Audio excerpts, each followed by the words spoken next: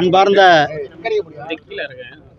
திருச்சிராப்பள்ளி ஊடக சகோதரர்கள், உங்கள் அனைவருக்கும் என்னுடைய அன்பு கலந்த காலை வணக்கத்தை தெரிவித்துக் கொண்டு, மாண்புமிகு பாரத பிரதமர் மரியாதைக்குரிய திரு நரேந்திர மோடிஜி அவர்கள் நம்மளுடைய திருச்சி மாநகருக்கு வருகிற 11ஆம் தேதி அன்றைக்கு வர இருக்கிறாங்க.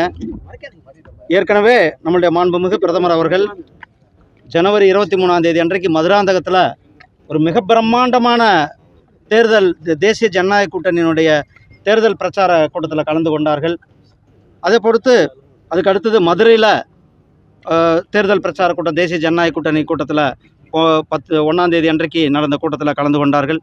11ஆம் தேதி அன்றைக்கு வருகிற புதன்கிழமை அன்றைக்கு நம்மளுடைய திருச்சி நகருக்கு வர இருக்கிறாங்க.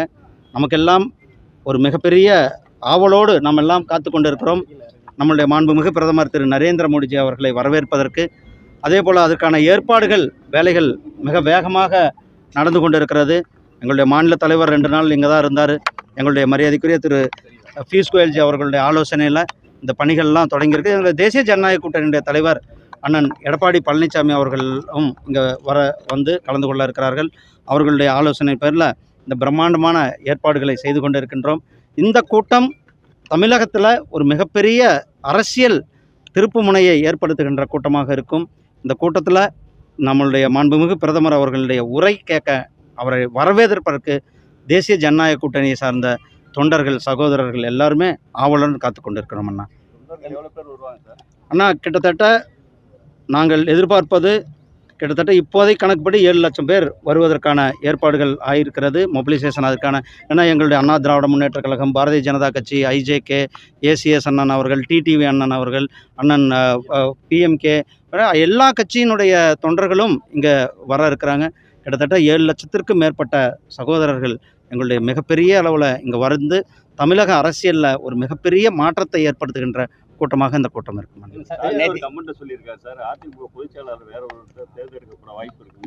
யார் சொல்லியிருக்காங்க? அண்ணா அவர் வந்து தோல்வி பயத்தில் இருக்காருண்ணா. தோல்வியினுடைய உச்சத்தில் இருக்கிறார். எப்போ வந்து தேர்தல் நடந்தாலும் அவர் தோல்வி என்பது அவருக்கு நிர்ணயிக்கப்பட்ட ஒன்று. அது அவர் கவர்மெண்ட்டில் இருக்கார், நிறைய சர்வே கிருவெல்லாம் அவருக்கு வந்திருக்கும். அதனால் அவருக்கு வந்து இன்றைக்கி நாம் தோல்வி என்பது உறுதியான ஒன்று. அதனால் தோல்வி பயத்தில் அவருக்கு கண்டதையும் பேசி கொண்டிருக்கிறார். அண்ணா நேற்றைக்கு மேற்கு வங்கத்தில் நடந்த சம்பவம் மிகவும் கண்டனத்திற்குரியது. மாண்புமிகு ஜனாதிபதி அவர்களுடைய புரோட்டோகால், அவர்களுக்கான அந்த வரவேற்பு, அந்த புரோட்டோகாலை மேற்கு வங்காள அரசு, அதாவது இண்டி கூட்டணி, திராவிட முன்னேற்ற கழகம், காங்கிரஸ், இண்டி மற்ற கூட்டணி கட்சிகள் எல்லாம் இணைந்திருக்கிற அந்த கூட்டணி சார்ந்த ஒரு கட்சி திரிணாமுல் காங்கிரஸ் அங்கே மிகப்பெரிய அளவில் ஒரு பிரீச் ஆஃப் வயலன்ஸ் புரோட்டோகால் நடந்திருக்கிறது. அது வந்து ஜனாதிபதி அவர்கள் வரும்பொழுது முதலமைச்சர் அவர்கள் போய் வரவேற்கணும், வரவேற்கலை. அல்லது ஒரு அமைச்சரை கொடுத்துருக்கணும், ஒரு அமைச்சரும் போகலை. அல்லது ஒரு சீஃப் செக்ரட்டரி போய் வரவேற்றிருக்கணும், சீஃப் செக்ரட்டரியும் போகலை. இது அதை விட அவர்களுக்கு அந்த போய் மாநில புரோட்டோகால் கொடுக்காத ஒன்றும். அதே போல் அந்த நிகழ்ச்சியில் அவங்களுக்கான ஜனாதிபதிக்கான அந்த நிகழ்ச்சிக்கான ஏற்பாடுகளை அந்த காவல்துறை முழுமையாக செய்யவில்லை. மிகவும் வன்மையாக கண்டிக்கத்தக்கது. ஜனாதிபதி என்பவர், அதுவும் குறிப்பாக அவங்க வந்து ஒரு மிகவும் பின்தங்கிய சமுதாயத்தை சார்ந்த பழங்குடியின இனத்தை சார்ந்தவர். அவங்க அப்படி ஒரு மிகப்பெரிய ஒரு தலைவராக வந்திருக்கும்போது அவர்களை இழிவுபடுத்தும் விதமாக மம்தா பானர்ஜி அவர்களுடைய செயல், இண்டி கூட்டணியுடைய செயல் வன்மையாக கண்டிக்கத்தக்கது. நேற்று விஜய் வந்து பல்வேறு அறிவிப்புகளை கொடுத்திருக்காரு. நீ 2000னா அவர் 2500ன்றாரு. 1 சவரன் தங்கம் தரேன்றாரு பெண்களுக்கு. அண்ணன் சீர் தாய்மாமன் சீர்திட்டம்னு சொல்றாரு. இலவசங்களே வேணாம்னு சொல்லிட்டு இப்போ அவரும் இலவசங்கள் அறிவிக்கிறார். ஏற்கனவே ஒரு கட்சியும் அவரை சுற்றி இருக்கு. அண்ணா நீங்கள் பாருங்கள், அவர் தான் இலவசங்கள் இல்லைன்னாரு, இப்போ இலவசத்துக்கு வந்திருக்கிறாரு. அதே மாதிரி நீங்கள் சொல்கிறீங்க, இது எல்லாமே வந்து அவர் வந்து இன்னும் யாருமே அவர் வந்து முதல் அரசியலுக்கு வந்திருக்கிறார். ஃபஸ்ட்டு தேர்தல். அவர் இன்னும் எதுவும் ப்ரூவன் கிடையாது, எதுவும் நிரூபிக்கலை. தமிழக அரசியலில் எந்த அளவுக்கு தாக்கத்தை ஏற்படுத்துவார், இல்லை எந்த அளவுக்கு வாக்குகளை வாங்குவார் என்பது எந்தவித கூட்டங்கள். நீங்கள் சிரஞ்சீவி அவர்களுடைய கூட்டத்தை நம்ம பார்த்தோம். ஆந்திராவில் சினிமா நடிகர் எவ்வளோ பெரிய கூட்டங்கள் வந்தது. அந்த கூட்டங்கள்லாம் என்னென்னாச்சு?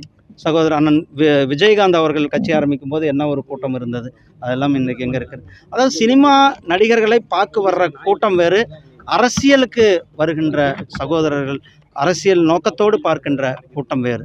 அதாவது சினிமாவை பார்க்குறாங்க.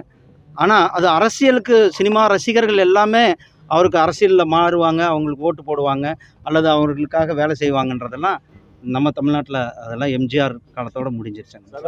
கவர்னர் மாற்றம் சொல்றப்ப வந்து திமுக பிரச்சார வீடு இங்கேயே மாத்திருக்காங்க. எத்தனை பேர் கவர்னர்? ஆனால் நார்மல் கவர்னர் ப்ரொசீடிங் மாறுதல் வந்து நார்மல் ப்ரொசீடிங்ஸு. நேராக பார்க்குறது ஒரு நார்மல் கட்டசி இது. ஆனால் அவர்கிட்ட நடந்துக்கிட்ட விதங்களை நம்ம பார்த்தோம். அவரை வந்து ஒரு கவர்னராக பார்க்காம இன்றைக்கு வெஸ்ட் பெங்காலத்தில் எப்படி இன்றைக்கு ஜனாதிபதி அவர்களுக்கு ஒரு களங்கம் ஏற்படுத்தியிருக்கிறார்களோ, அவர்களை அவமரியாதை செய்திருக்கிறார்களோ, அதே போல தான் தமிழகத்தில் தொடர்ந்து அவர்களை அவமரியாதை செஞ்சது திராவிட முன்னேற்ற கழகம். நன்றி அண்ணா. ஆனால் அதெல்லாமே எங்கள் தேசிய தலைமை சொல்லுவாங்க. நான் கூட்டணி பற்றி பேசுகிறவன்னு நான் சொல்ல முடியாது. அது எங்களுடைய தலைமை கூட்டணி